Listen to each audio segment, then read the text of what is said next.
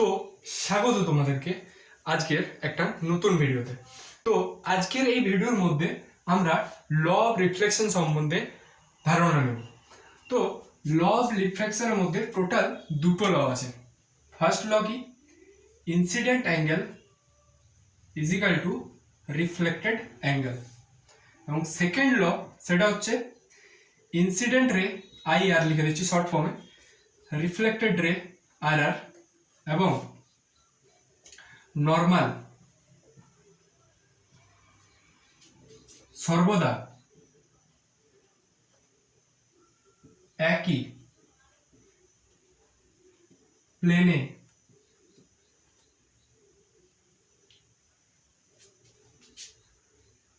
থাকবে।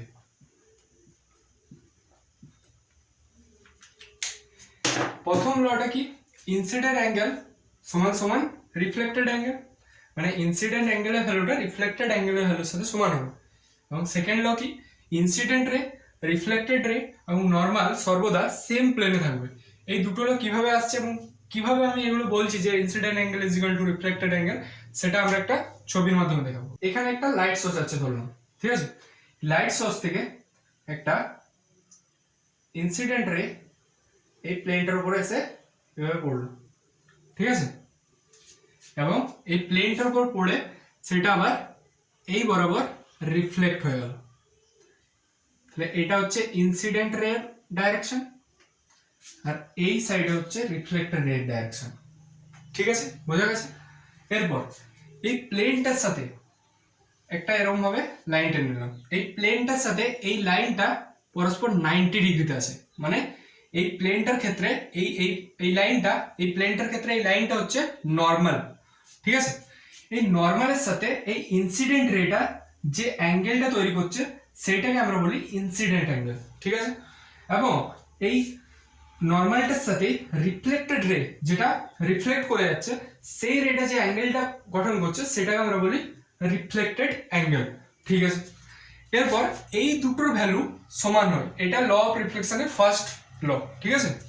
তার মানে যদি আমি বলি তোমাকে যে ইনসিডেন্ট রে এবং রিফ্লেক্টেড রে, ইনসিডেন্ট রে এবং রিফ্লেক্টেড রে এর মধ্যে টোটাল অ্যাঙ্গেলটা কত, মানে এই টোটাল অ্যাঙ্গেলটা কত, টোটাল অ্যাঙ্গেলটা হবে 2i, এটা y এটা i হলে, অথবা 2 ইন্টু আর, যদি এই দুটো সমান যেহেতু, তাহলে এখানে যদি আমি আর পুট করি 2r চলে আসবে, এখানে যদি আমরা আর এর পরিবর্তে এখানে i পুট করি তাহলে 2i চলে আসবে, ঠিক আছে।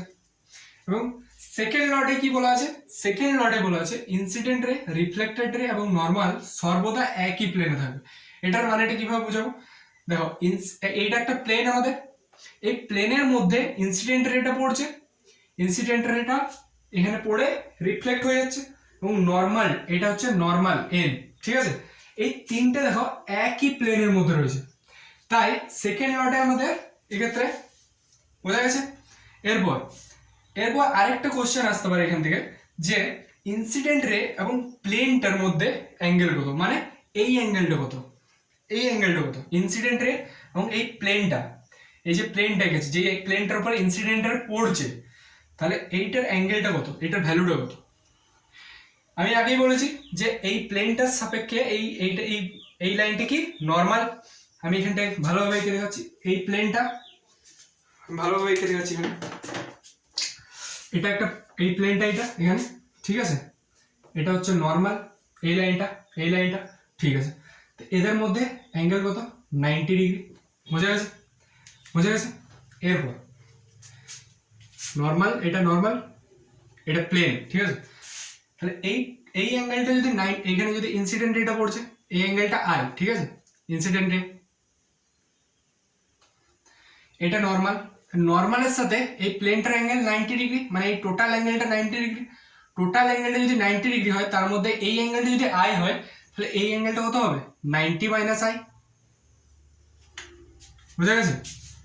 আর রিফ্লেক্টেড রেটা এই প্লেনটার সাথে যে অ্যাঙ্গেলটা গঠন করছে, আমি এটা এই অ্যাঙ্গেলটা ধরলাম θ1, এর ভ্যালু কত, 90 মাইনাস আই, আর এই অ্যাঙ্গেলটা আমি ধরলাম θ2। রিফ্লেক্টেড রেটা প্লেনটার সাথে যে অ্যাঙ্গেলটা করছে সেটা হচ্ছে 90 মাইনাস আর, 90 মাইনাস আর, ঠিক আছে। বোঝা গেল? তো এইটা আমাদের টোটাল ল অফ রিফ্লেকশন, ঠিক আছে?